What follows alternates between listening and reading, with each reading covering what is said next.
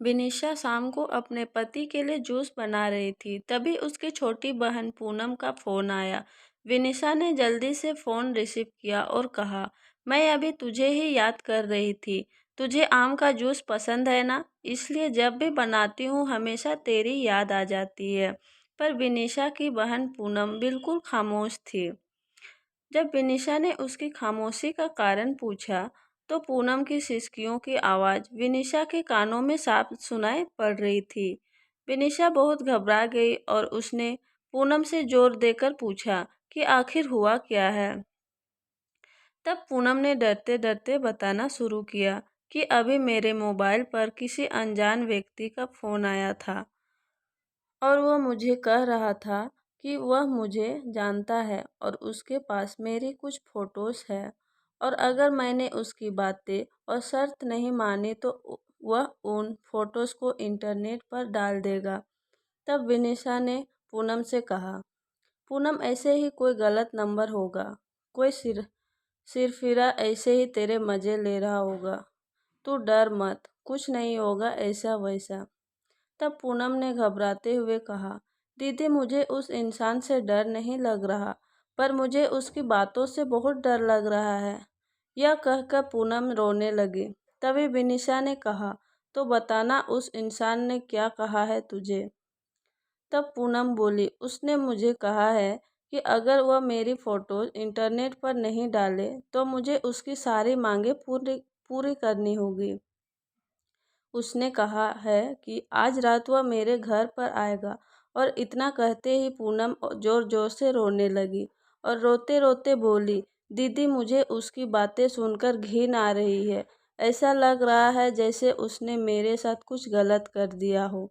अगर अभी वह मेरे सामने आ जाए तो मैं उसे इसी वक्त जान से मार दूंगी। इतना कहकर पूनम चीखने लगी।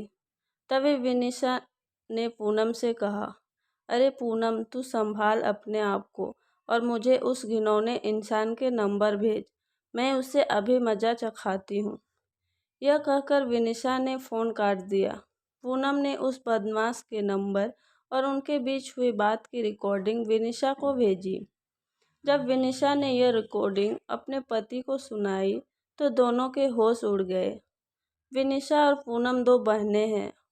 उनकी मम्मी का अभी 3 साल पहले ही देहांत हो चुका है और विनिशा की शादी अभी 1 साल पहले ही हुई थी।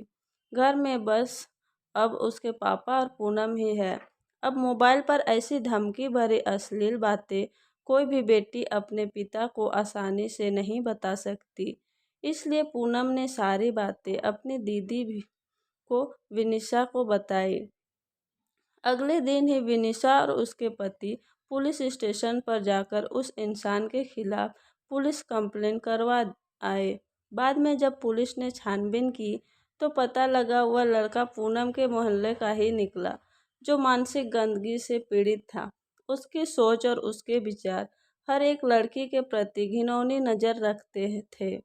उसे पता था कि पूनम की मम्मी का देहांत हो चुका है और वह दिन भर घर पर अकेली रहती है और वे इसका फ़ायदा उठा सकता है। और वह लड़का अपनी बुरी नज़रों और घटिया बातों से पूनम की आत्मा के साथ खिलवाड़ कर रहा था।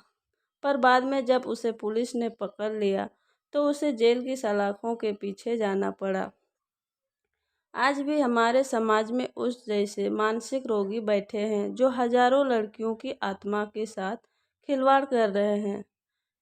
इनमें से कुछ लड़कियां तो मजबूत होती है जो ऐसे रोगियों को अच्छा सबक सिखाती है, और कुछ लड़कियां उनसे डर जाती है और उनकी मांगों को पूरा करते करते उनकी घिनौनी नज़रों का शिकार बनती है। पर आज समय आ गया है कि ऐसे मानसिक रोगियों को हम लड़कियां ही सबक सिखा सकती हैं। इसलिए लड़कियों को उनसे डरने की बजाय उनका डटकर सामना करना चाहिए।